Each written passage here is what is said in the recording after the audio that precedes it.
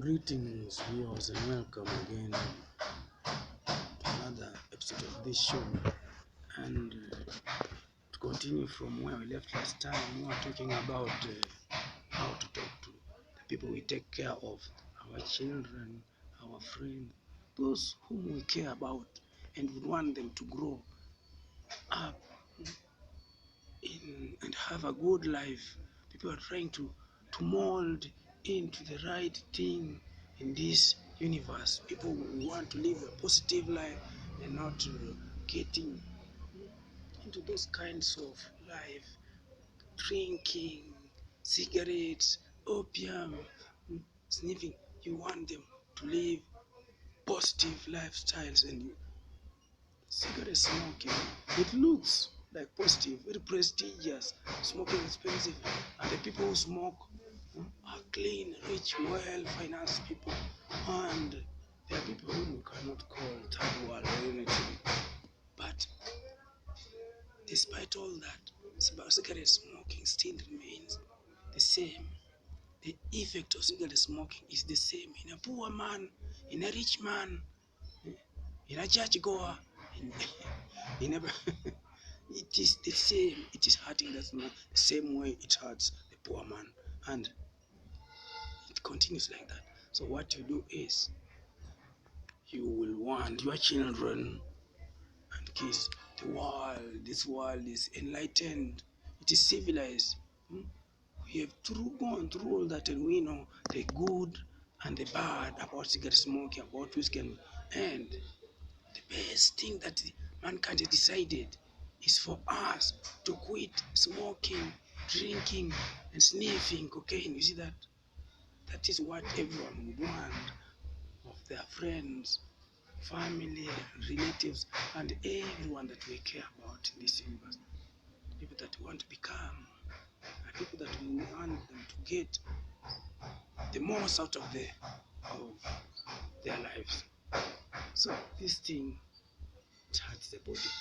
So if you wanted to, your children or people you like, people you care about, to stop smoking, to stop using, start always having a sessions with them. See that in person. You talk to them next time you get a time. You talk to them like in a school.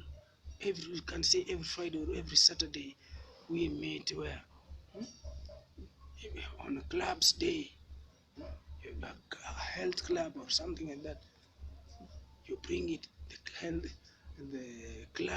health club wants us to go out to have a session or some meeting that's in the dining hall.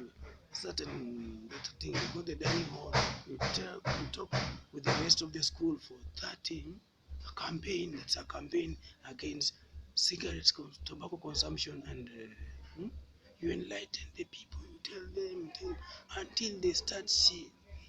You try to tell them until they start seeing that tobacco smoking is a shame. You see that it is the opposite of what it looks. It lures people using celebrities, images of the celebrities to advertise their products. Yet it is the opposite. You see that it hurts, it benefits. There are no. It hurts the consumer indirectly. You see that. So that's what we have to sit with these people and tell them why this thing is this way. Make them see, tell them someone as bright as you are, someone as good as you are. With all this info in this universe about tobacco smoking, the effect, the harm, the damage that tobacco can do to your body, whiskey, all this info, you still going. This is shameful, my friend. Cigarette smoking and drinking whiskey and opium smoking, it's shameful. It hurts the body. It is not. Try to convince them it is not the right thing for someone like you. See that? Tobacco is for people who are, see that, who don't know, who don't have any idea.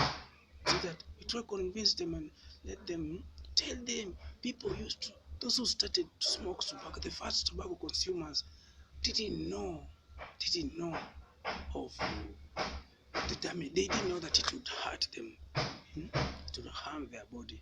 Had they known, they wouldn't have eaten. But due to the experiences and info gathered through all this time, since the first man who consumed it, it is enough proof that tobacco smoking is harmful to the what? To the body. So with that knowledge, you are still coming. Still going back to eating.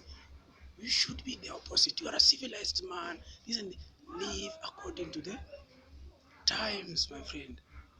Don't live in the olden, in the ancient lifestyles where people lived primitively, where a bigger percentage of people died because of diseases and other and primitivism.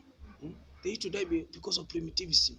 They didn't know hygiene. They didn't know how to take care of themselves, and simple diseases used to take a big percentage of the what of human life. You see that? So that's how it is. Try convince these people until they know that it looks like it looks very shameful to go smoke tobacco. See that? It's very shameful. You make them talk to them, treat them. It's very big people when you talk to them. You see them. You treat them until they see that consumption of this stuff is shameful, and even if they did that, and even if a few are left, but you will save those who are, so those whom you can, but those who will go, there's still going to, there's nothing you can do about it. But when they start feeling the first effects of the what, the harm that the tobacco causes these people, you will, they will come back and ask for what? They will start looking for a way. They will stop it. They look for a way of doing that and see how they can solve. But that will be too late. So when you talk to these people, try to convince them and convert them to see the kind of thing they see. It's a shame, or in any other form, any other negativity about the lifestyle, and then they will become um, they they will they'll try, or it will lessen, see that it will lessen the chances of them getting onto that lifestyle, you see. So that's how it is. And talk to them well, the kids, use the word to convince your children. Treat them like very big. And those who smoke tobacco smoking, and those who smoke, to look like what? lesser lesser beings before them. Only that alone will make them to do what?